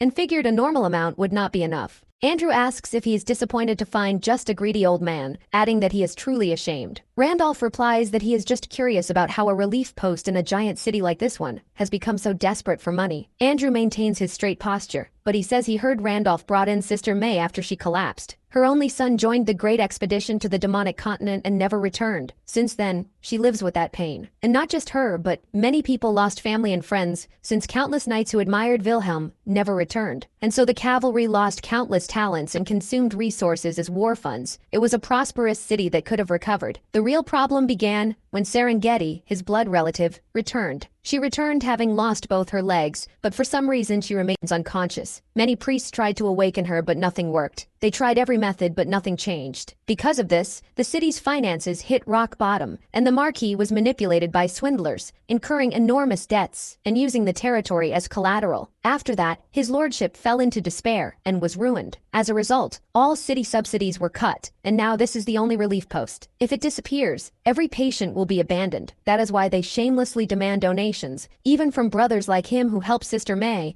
as they have no beds, supplies, or staff. Randolph says he is beginning to understand, and that Serengeti may be unconscious due to mental shock or a physical problem. Andrew says if it were something like that, they would have treated it long ago. It seems to be a curse, but it is beyond their capabilities. The protagonist repeats this in his mind, wondering how Isabella can break it with her blessing. He then thanks him and says he must go, as he has business with the Marquis, surprising the priest. Andrew asks him to please wait, explaining that his lordship has secluded himself and does not receive visitors easily. He says he cannot exactly call it a reward for the donation, but if Randolph gives him a few days, he will arrange a meeting. Randolph replies that he does not have time. He tells him not to worry about the donation, as he already got what he paid for. Just then, a voice calls out for Father Andrew. The voice shouts that her ladyship said to bring the guest who made the donation. Randolph comments that when he arrives with money, they let him in right away. He then starts to leave, but the priest asks him to wait. He says that whatever the reason, he is grateful for his help. Randolph tells him not to worry, as it was not even his money. But the priest says it is not about the donation, but about helping May. A smile spreads across Randolph's face. He says it is good to see Andrew again. The priest wonders what he means by seeing him again. At Marquis Weiser's palace, Isabella and Hudson face the guards. Meanwhile, the protagonist is at the dining table. The Marquis stares at him coldly while drinking tea. He wonders if this man donated the huge sum of 100,000 gold coins to the relief post. He does not look like he brought supplies, so maybe he is just some rich man. He apologizes for the abrupt invitation and introduces himself as Weiser,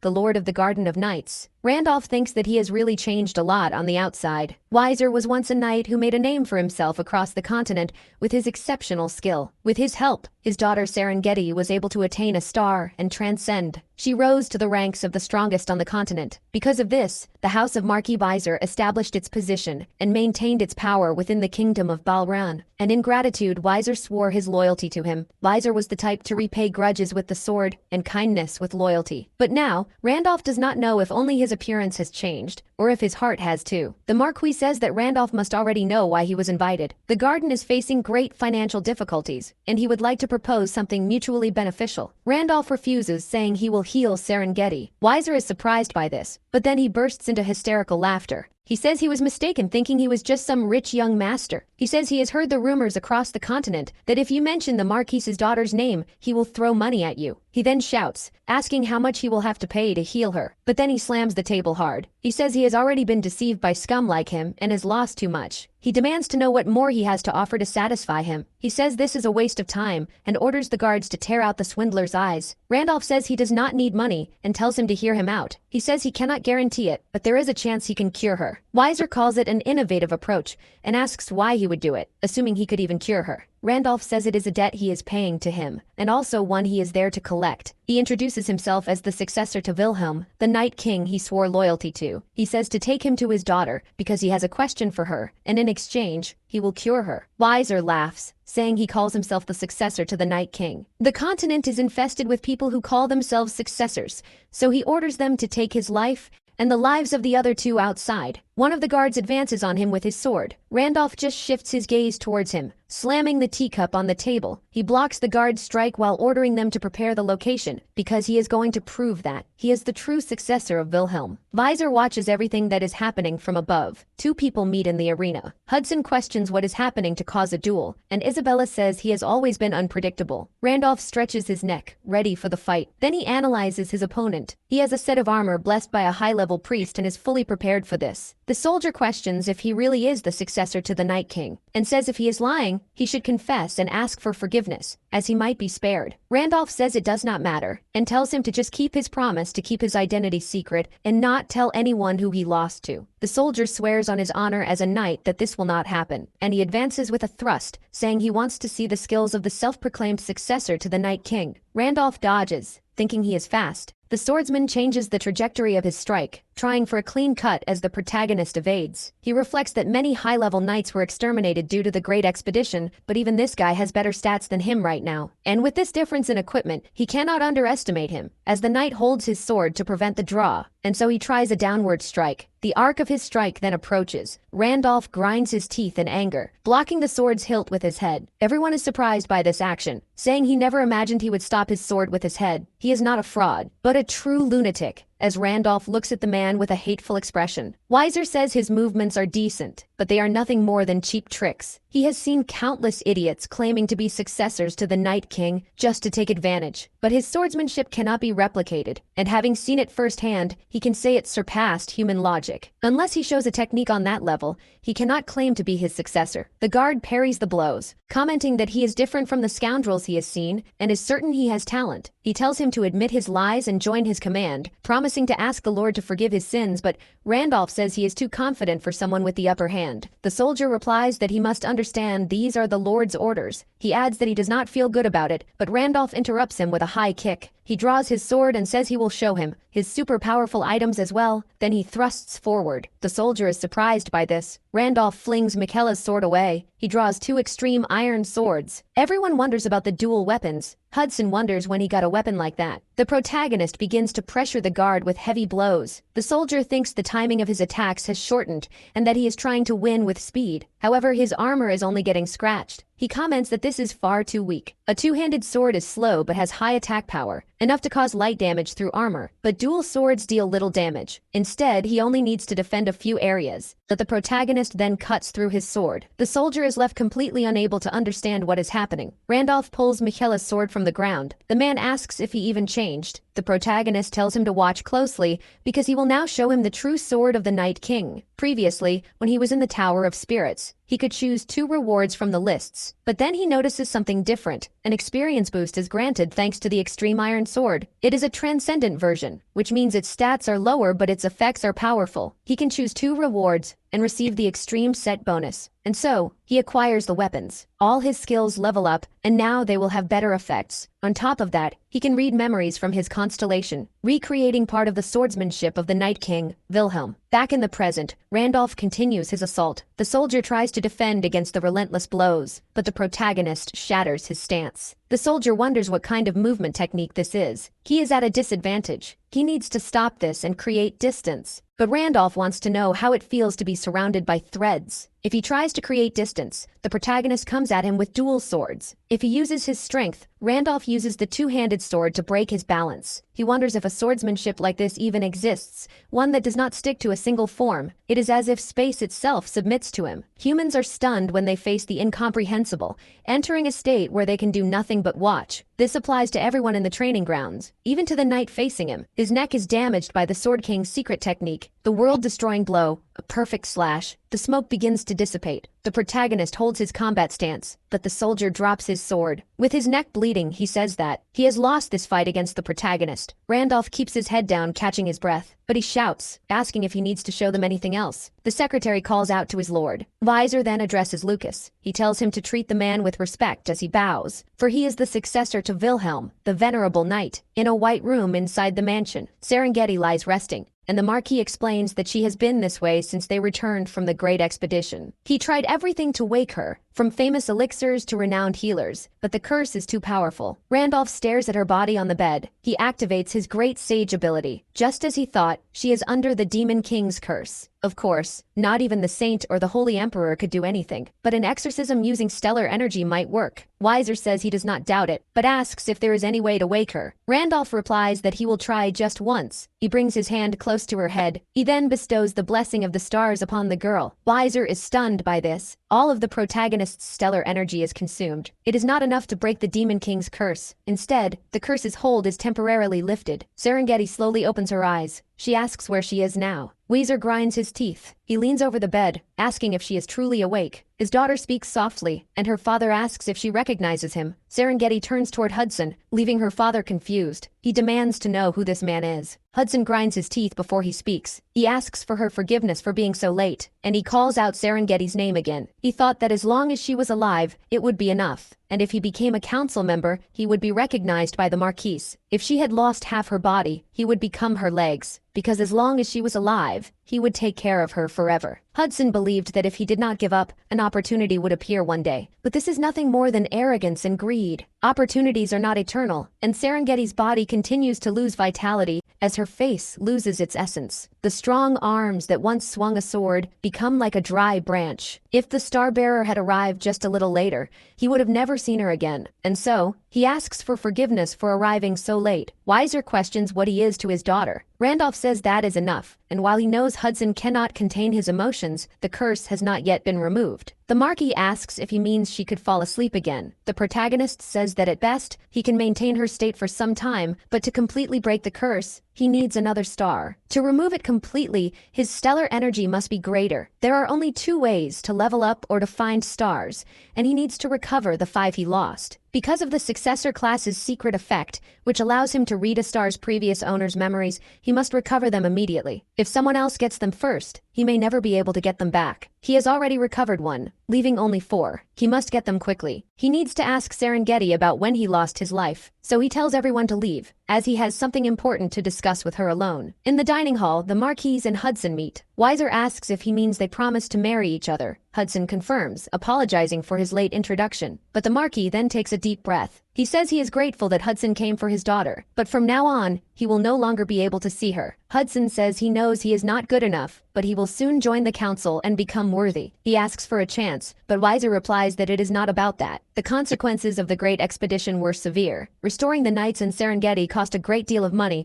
so in the end, they were reduced to begging for help. When this happened, the one who approached him was the house of Duke Sion, whose power rivals that of the king in the Valan kingdom. Duke Sion lent them an enormous sum on the condition that they send Serengeti to him. At the time, they had no choice, as her survival was their priority. Furthermore, he believed that even if Serengeti never woke up and his family fell apart, the Duke's reputation would prevent him from abandoning a girl he had taken in. Hudson. For that reason, in 1 month, she will be sent to the house of Duke Xian. It was an unavoidable decision to protect this territory in Serengeti. Therefore, Hudson should forget her as well. Later in the room, Serengeti asks who he is. Randolph introduces himself as the successor to the King of Knights and says he has come to bring news of his final moments. Serengeti says that is a lie because he has no successor. The protagonist thinks that this is to be expected from his closest ally. There is no way she would fall for such vague words. So he tells her about the day she faced a star for the first time. She was constantly worried that if she consumed a star and became a transcendent, she might stop being Serengeti. At the time, he could not understand the anxiety within her. However, he now imagines it must have been because she wanted to preserve her love for Hudson. Serengeti says that is something only the two of them know. Randolph continues, saying that for her, he gave her words of encouragement. The girl is even more surprised by this. In the past, she had only turned away, while Wilhelm pushed her and told her to shut up and just take the star. Serengeti says that he really is Wilhelm. Randolph replies that these are his circumstances and his appearance has changed, but yes, it is him. He adds that if she wants, he can tell her other things. He reflects that the memory of encouraging Serengeti was just one of 26 expressions that appear when he presses control and a key. However, thanks to the hidden effect of the star successor class, the memory is so real to him it feels like it actually happened. Of course, the action is not his own, but one that reflects Wilhelm's personality. Serengeti says he is not the kind of man who would speak carelessly to others, so that is more than enough, and asks if he has become a sinner. Randolph confirms, and she warns him to be careful of hunters. Players who possess others while retaining memories from before losing their lives are called sinners, and the NPCs who specialize in hunting them are called hunters or reapers. Randolph says that no matter how much he thinks about it, there is something he wants to ask about his final moments. On that day, he definitely takes the Demon King's life. He is sure he drives the path of light into that bastard's core, and his body begins to disintegrate. However, in the final moment of the fight, a pressure envelops all of their bodies, and everything simply freezes in time. After that, he loses consciousness, and he loses his life just like that. So he wants Serengeti to tell him the truth behind how he lost his life that day. The great expedition led by Wilhelm is an unprecedented force of 200,000 elite soldiers, and their morale is at its peak, with extensive preparations based on exhaustive data and a meticulous plan to handle every possible variable flawlessly. Everything is perfect, or rather, it is supposed to be. Serengeti is legless, looking up. She then stares at the sky. A priestess begs her to please keep going, offering her own life for a blessing. Another says it is frustrating, but this is as far as he can go and they must press on. Or a disfigured soldier telling them they cannot stop. Serengeti sheds tears, remembering that she must press on. She thinks that even after using so many lives as stepping stones, they cannot even come close to the Demon King. Zombies begin to rise from the ground. They march towards the army of the Great Expedition. They attack as if they know every move, and that is impossible unless there is a traitor on the demon's side. So in the end, the expedition is already crumbling from within, right from the start. She wonders if it is an impossible task after all, but the protagonist illuminates everything, declaring that it is not over yet. All the zombies are drawn to the great light. They are blown away by him an instant later. Wilhelm remarks that she looks exhausted, and that she can rest for now, because this will all be over soon. Serengeti is surprised to hear these words. The god of war, or rather the king of knights, has such an overwhelming presence. It almost makes you feel sorry for the demons. A single strike from him can alter the very terrain. A deep despair whispers that everything is over. But that man cuts through despair itself with nothing but a single sword. Wilhelm continues to stare forward coldly. He walks with Serengeti in his arms. She says he does not need to go so far, as her body has recovered quite a bit. Wilhelm tells her not to worry. He's only doing it so she can preserve her strength. Excluding the one who was injured and sent back to the entrance, they are the only ones left. So at the very least, she must return alive. Since she cries every night saying she misses that Hudson, Serengeti says she never cried, but she will definitely return to him, until a magic circle forms beneath the two of them. Serengeti looks down, perplexed. Wilhelm cracks a smile, saying that honestly, this game is not easy at all. The girl screams his name, as the god of war tells her to go back and get married, or start a relationship if she wants, but that she must live a good life. Serengeti thinks that she can live, that the King of Knights saved her life and gave her a chance to survive. Even if she returns alone, no one will be able to blame her. That is how grotesque this battle has been. If she just goes back, she can meet the man she misses so much and enjoy a normal, happy life. If she just gets out of there alive, she will be able to stand before Hudson. But in her mind, Serengeti apologizes, and so she uses the position swap ability. Wilhelm is surprised to be caught by it. The magic circle explodes, suddenly amidst the smoke. Wilhelm emerges, completely stunned by it all. He sees Serengeti on the ground, both of her legs gone. She says she was lucky, that even after being caught in the trap her body was not destroyed, and that despite losing her legs, she survived thanks to the elixir she was given. Wilhelm thinks that he acted without thinking, and even though he was immersed in the game, he made a very dramatic exit. The girl comments that Wilhelm hid her by placing the Supreme Protection Talisman on her body. That is why the Demon King did not notice her, allowing her to observe the situation until the very end. Randolph says he remembers up to that point, but that is not what he is curious about. The girl says it must be about what happened next. The Demon King appeared immediately after that, and just as in his memory, he was certainly defeated. But suddenly Wilhelm freezes, as if time itself has stopped. Even after driving his weapon into the Demon King, he says that for a 5-star transcendent to think he could press things this far without the goddess's interest. But that was the mistake that cost him his life. Without the goddess's authority, he can break his form but not destroy his essence. He offers his respect to the god of war. As a tribute, instead of his torn flesh, he takes his body as a new vessel. An energy of chaos then takes over the area. It then forms a typhoon of energy, but it is pierced by light. It is destroyed right after. The Demon King says there is no way that thing is a star, and that he planned to kill everyone, but he cannot do that since he is also a god. Wilhelm then falls unconscious. The Demon King screams that he will have his revenge, while the god of war lies sprawled on the ground. Serengeti says she does not remember what happened after that. The protagonist thinks that the Demon King tried to take Wilhelm's body and a goddess helped him. He wants to know what the hell is going on. Meanwhile, at the Kingdom Wall, the guards comment that it is boring spending time there. Another replies that all low-level soldiers will have their salaries delayed. This is because they cannot properly reallocate nights between shifts, and no one wants to stay in a rotten place. Another says that is true, and his colleague asks why the grim talk. But there are several figures in the mist. The guard then panics. He screams that they are monsters. As the creatures run toward the wall, they warn that it is a monster wave and they are under attack. A long time ago, a war between light and darkness begins in Pangania. The goddess Leah loses her life in this war, and the continent falls into deep darkness. After this, the continent is isolated, and the ends of the roads are blocked by a black void. To connect the separated lands, people eventually invest astronomical sums of money in portals. In other words, portals become an essential means of transport, but they are also unknown objects. If abandoned, they can connect to the black void and become a disaster. Back to the events from earlier. Randolph sits in the room with Serengeti. He reflects that connecting what she said means the Demon King tried to take his body, and Pina interfered. He has more questions than answers and is not sure, but if he connects everything, the reason he did not kill the Demon King was because his PC got a blue screen. However, Serengeti witnessed everything, which means the NPCs inside the game were not affected. So maybe for some reason, users who were playing could not intentionally defeat the Demon King. Since the being that can destroy the true essence is not a user, but a player who has entered the world, this could be why they ended up in this other world. And if losing a life in the game summons someone as a player, then Wilhelm was not his first character. With the loss of his strongest character, he becomes the player. He always liked hardcore games and would always create a character, but if it was weak, he would just abandon it. In that process, the gap grew, and his normal characters never triggered the summoning. He is not sure, but this is the most likely theory for now, and he knows what he has to do. First, the traitors who interfered with his expedition and attacked as if they knew his movements, which makes no sense without a traitor. It is highly probable that they are those 8 heroes he does not even know. He will hunt down every one of the bastards who stood in his way. Second, if he failed to destroy the Demon King's essence, then there is a high chance that it is still alive. He will take the Demon King's life and end all of this, but suddenly a voice calls out to the Starbearer.